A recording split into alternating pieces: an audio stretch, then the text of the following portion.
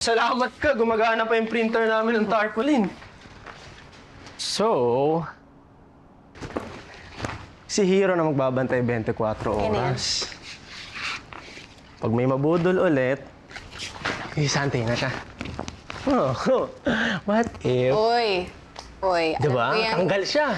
Alam ko yung iniisip mo, tigilan mo yan. Nagtatrabaho yung tao. Sana all, diba, nagtatrabaho. Wow, grabe naman. Harsh mo naman sa akin. Gusto mo ba magselos?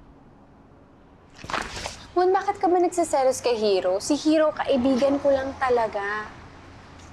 Okay? O siya, alis na ako. Marami pa akong gagawin. Okay na. Ikaw, ano bang gagawin mo? Bukod sa pagpapakit buong araw. Effective? Kita ka sa akin? Konti. De, imbestigahan ko kung sino ba yung kating ni Dad na yan. Ha? May kasing yung dad mo? Diding, baka pwede mo naman akong tulungan matyagan si Dad, oh. Busy-busy ako ngayon eh. Next year na lang. Bakit ba kasi ayaw mo na lang hayaan maging masaya yung dad mo? Ewan. Masama ba if I'm still hoping na magkabalikan sila ni Mom? And bilang anak, I'll hate whoever the new girl is. Tsaka, bakit niya ba sinisikreto sa akin? Doon ako napipikon eh. Sikreto pa. Mon, kasi iba-iba yung mga tao eh. May mga rason din yun kung bakit nila tinatago yung sikreto nila. Diba?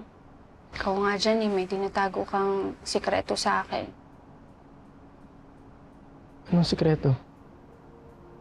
Si Yula. Bakit hindi mo pa siya nababanggit sa akin? Diba, promise natin sa isa't isa, sasabihin mo sa akin lahat yung mga najowa mo, pero wala ka pa rin namang nababanggit sa akin na Yula. Sino ba kasi siya?